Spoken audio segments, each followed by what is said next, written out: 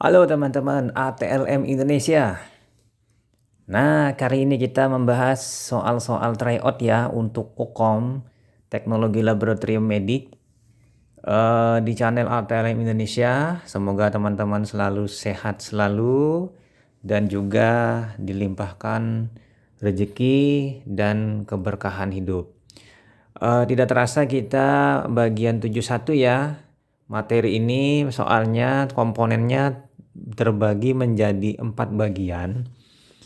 Toksikologi, kimia klinik, bakteriologi, dan plebotomi ya. Plebotomi ini kalau dikompetensikan masuk sebenarnya dalam hematologi.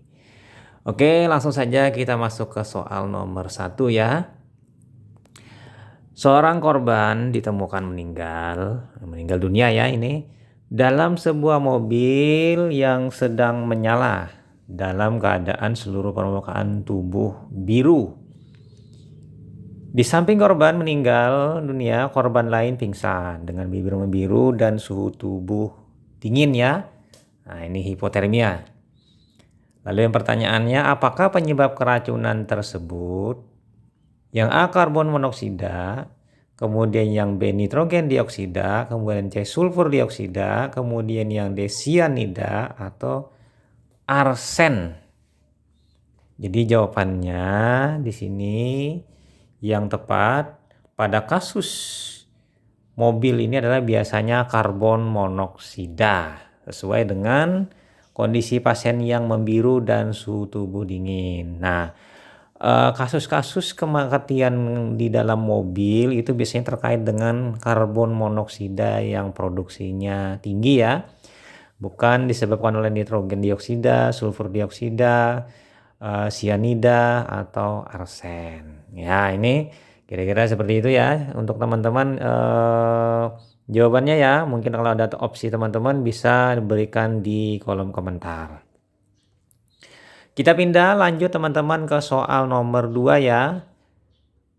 Polisi membawa seorang laki-laki umur 20 tahun datang ke laboratorium untuk diperiksa. Secara fisik, mata laki-laki tersebut terlihat merah, sekitar bibirnya kering dan selalu tersenyum. Berarti dia dalam kondisi sehat. Tapi dia mengalami perilaku yang mengarah ke penggunaan narkoba ya. Menurut keterangan polisi, laki-laki tersebut saat ditemukan sedang mengkonsumsi ganja. Ya, ganja ya. Ganja mungkin dalam seperti misalnya dia lintingan untuk dibuat rokok ya, ganja tadi dicampur dengan rokok. Analis di laboratorium kemudian memeriksa urin tersebut dengan menggunakan strip urin uji narkoba ya. Nah, ini berarti memastikan dia pengguna ganja ya dengan uji narkoba pada urin.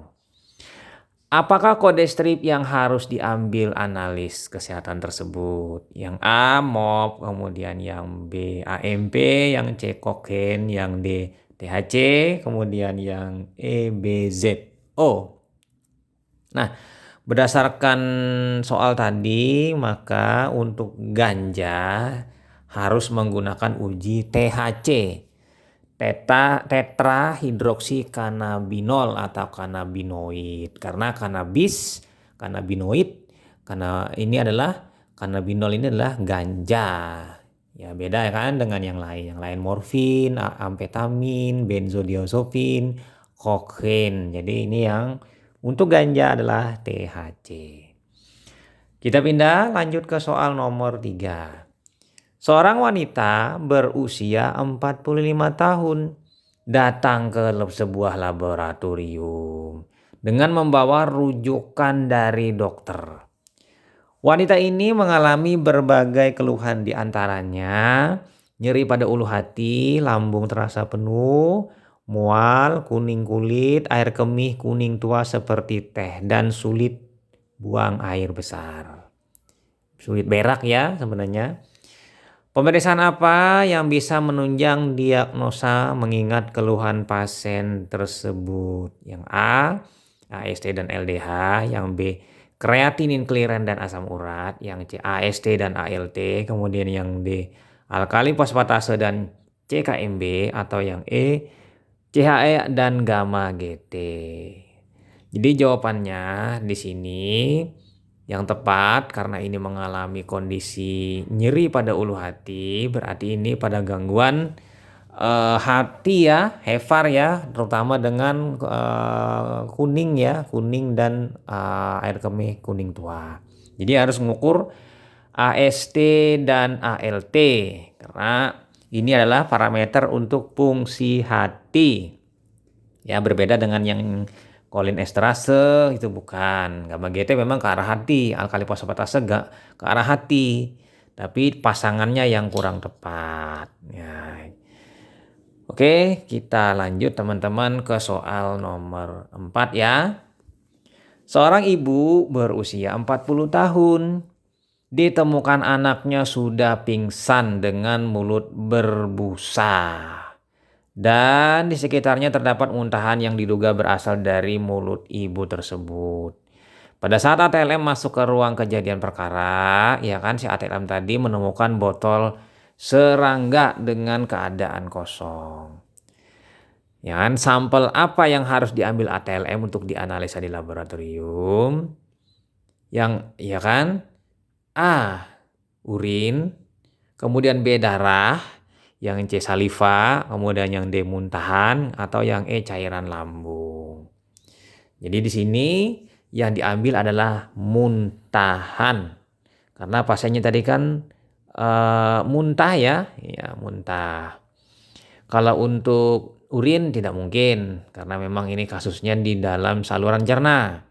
Darah dia mungkin tidak sempat juga masuk ke dalam peredaran darah karena dimuntahkan. Saliva bisa juga diambil ya kan.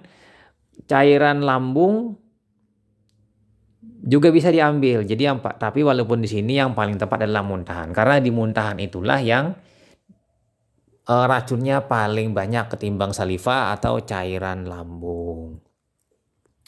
Oke, kita pindah lanjut ke soal nomor selanjutnya ya, nomor 5.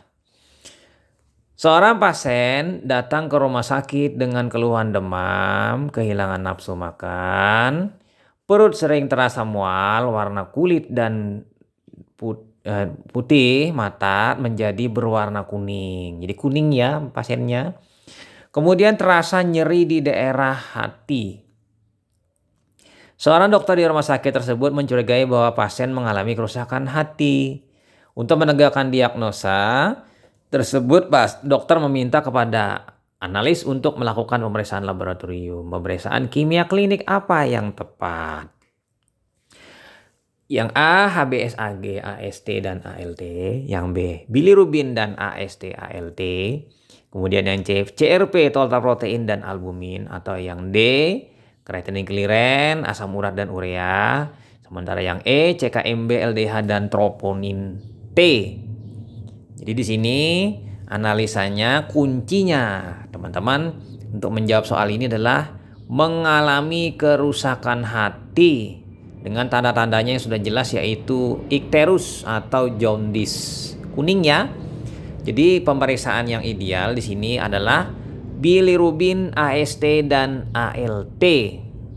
Karena kuning tadi kita harus meriksa ke bilirubinnya, untuk hatinya adalah AST dan ALT. Nah, jadi itu jawabannya yang paling tepat ya teman-teman. Kita pindah lanjut ke soal nomor 6. Likuifaksi yang jauh di atas normal mengarah pada kondisi adanya infeksi pada saluran reproduksi pria. Ya kelenjarnya kan. Manakah hasil parameter pemeriksaan sperma berikut ini yang bukan menggambarkan adanya infeksi kelenjar ataupun saluran reproduksi pria? Yang A, warna semen. Yang B, semen berbau amis. Kemudian C, viskositas lebih dari normal. Kemudian yang D, jumlah leukosit lebih dari 0,5 juta per mililiter, atau yang E, kadar fruktosa. Jadi di sini parameter yang bukan adalah kadar fruktosa. Fruktosa ini lebih menggambarkan ke arah defisiensi testosteron dan juga mengalami gangguan pada jumlah sperma. Ya, ini ya. Jadi yang bukan adalah kadar fruktosa. Kita pindah teman-teman lanjut ke soal nomor 7 ya. Nah ini nomor 7. Seorang pria ingin memeriksa kadar AST dan ALT. Ternyata sebelum pengambilan sampel untuk pemeriksaan tersebut, pasien melakukan aktivitas fisik yang berat. Sebagai seorang ATLM, apa yang Anda lakukan terhadap sampel tersebut? Jadi ceritanya seperti ini, datang mau periksa AST ALT, tapi dia melakukan aktivitas fisik. Apa yang Anda lakukan? Nah ini ada opsi jawabannya. Yang A menerima sampel dan melakukan pemeriksaan. Yang B menolak sampel dan melakukan pemeriksaan. Yang C menerima sampel dan tidak melakukan pemeriksaan. Yang D menolak sampel dan tidak melakukan pemeriksaan. Kemudian yang E memberikan penjelasan tidak boleh melakukan aktivitas fisik berat sebelum dilakukan sampling darah dan menyarankan untuk periksa beberapa hari lagi. Jadi jawabannya di sini teman-teman yang paling tepat adalah yang E. Mengapa? Karena dia pasiennya belum diambil spesimen ya. Belum diambil spesimen, ya kan? Sehingga otomatis si pasien tadi hanya diberi saran bahwa Bapak nanti periksanya di hari yang akan datang ya, karena hari ini Anda melakukan aktivitas berat, jadi tidak bisa dilakukan pengambilan. Karena dengan aktivitas berat tadi mempengaruhi pemeriksaan ya, hasil pemeriksaan yang akan dilakukan, yaitu pada fungsi hati dengan mungkin kenaikan palsu AST dan ALT. Nah, seperti itu. Opsi jawabannya yang tepat. Nah, lalu kita pindah ke soal nomor selanjutnya, nomor 8 ya. Seorang laki-laki datang ke laboratorium dan membawa surat pengantar dari dokter untuk dilakukan pemeriksaan laboratorium. Pasien pernah berperilaku seks berisiko dengan PSK, ya kan, ini penjajah seksual ya. Nah ini, jadi kalau buang air kecil merasa panas dan kadang keluar nanah dari kemaluannya. Dugaan sementara pasien ini mengalami kencing nanah yang dapat disebabkan oleh kuman Neisseria gonorrhoeae. Nah, spesimen pemeriksaan mikrobiologi klinik yang diambil berupa titik-titik dari pasien. Nah, ini pertanyaannya. Jadi jawabannya dari 5 opsi ini apa kira-kira teman-teman? A. Sekret nanah dari penis. Kemudian yang B, perlu kultur darah. Kemudian C, urin pasien ditampung. Kemudian yang D, uji serologi dari darah pasien. Atau yang E, swab tenggorok pasien. Nah, berdasarkan opsi tadi, pasiennya ini dengan diduga kena infeksi Neisseria gonorrhoeae atau GO, maka spesimen yang diambil adalah sekret nanah dari penis. Ini sekret yang utama. Jadi pengambilannya dengan cara sedikit digosok, dipencet atau digosok ya dari sekret yang keluar dari penisnya. Ini ya. Ini yang spesimen utama. Spesimen tambahan itu adalah dengan menampung urin pasien tadi untuk dilakukan pemeriksaan sedimen nanti ya. Nah, jadi benar juga kalau urin, tapi yang paling benar adalah sekret nanah yang utama. Kita pindah lanjut ke nomor 9. Seorang perempuan berusia 25 tahun datang ke bagian sampling dengan membawa surat pengantar dokter untuk dilakukan pemeriksaan imunologi penanda tumor paru. Ini dirujuk ya ke laboratorium rujukan karena lab kita tidak mampu. ATLM melakukan pengambilan darah vena untuk pemeriksaan laboratorium. Nah, sekarang yang jadi pertanyaan, bagaimana pengiriman spesimen sesuai tata cara dan penanganan yang benar itu tergantung apa? Yang A, harus ada pendingin. Yang B, jenis, kemudian jumlah spesimen dan pengawet. Kemudian yang C, suhu ruangannya disesuaikan. Yang D, metode dan reagensi yang digunakan. Kemudian yang E, jenis, pengepakan, cara pengiriman spesimen, dan lokasi laboratorium rujukan. Jadi di sini opsinya Yang paling tepat itu adalah yang E. Jenis spesimennya kebetulan yang diperiksa ini adalah serum, ya kan, dibuat serum, dikepak di dalam sebuah pengepakan boxnya, ya kan. Kemudian cara pengirimannya bagaimana dengan membuat biohazard, ya kan. Dan lokasinya di mana. Jadi itu penting memperkirakan stabilitas spesimen tadi. Oke, kita pindah lanjut ke soal nomor 10. Seorang perempuan berusia 25 tahun datang ke bagian sampling dengan membawa surat pengantar dokter untuk dilakukan pemeriksaan hematologi darah rutin. Nah, ini redaksinya seperti ini ya. ATLM sebagai seorang plebotomis melakukan pengambilan darah untuk pemeriksaan laboratorium.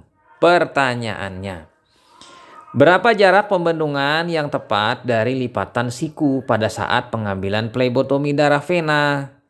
Yang A 3-6 cm, yang B 5-8 cm, kemudian yang C 7-10 cm, yang D 9-12 cm, atau yang E 10-13 cm. Nah, di sini teman-teman sebagai kuncinya adalah tidak boleh terlalu jauh-jauh meletakkan pembendungan tourniquet ya di lengan pasien. Jadi yang paling kecil ini adalah yang benar, yaitu 3-6 cm. Mungkin teman-teman bisa ngukurnya sendiri atau memperkirakannya. Selama ini pengambilan darah kan tidak boleh terlalu jauh pemasangan tourniquetnya dari lengan lipatan. Jadi yang paling ideal adalah 3-6 cm. Paling terendahnya ya itu yang kita ambil. Nah, teman-teman lanjut kita ke soal nomor 11. ATLM bertindak sebagai plebotomis melakukan pengambilan darah vena pasien untuk pemeriksaan laboratorium. Pada proses pengambilan darah harus diperhatikan posisi pasien. Pertama, 2 bendungan, ketiga letak vena, yang keempat penampungan dan label. Nah, sekarang pertanyaannya, berapa lama waktu pemasangan tourniquet yang benar pada saat pengambilan darah? Yang A kurang dari 1 menit, yang B kurang dari 3 menit, yang C kurang dari 5 menit, yang D kurang dari 7 menit, atau yang E kurang dari 10 menit. Jadi di sini tourniquet tidak boleh terlalu lama dipasang, sehingga jawabannya yang paling tepat adalah kurang dari 1 menit. Karena kalau terlalu lama akan terjadi hemokonsentrasi, ya kan, lebih dari 1 menit. Nah, itu saja teman-teman, soalnya sebanyak 11 soal. Latihan untuk persiapan teman-teman uji kompetensi di seri 71. Semoga teman-teman mendapatkan ilmunya dan salam kompetensi. Bagi teman-teman yang baru saja bergabung, jangan lupa subscribe, ya kan? Dan bunyikan lonceng notifikasi untuk mendapatkan update-update ilmu-ilmu seputar laboratorium medik dan soal-soal lainnya. Nantikan ya. Semoga bermanfaat. Saya Ahmad Le pamit, sampai jumpa. Bye.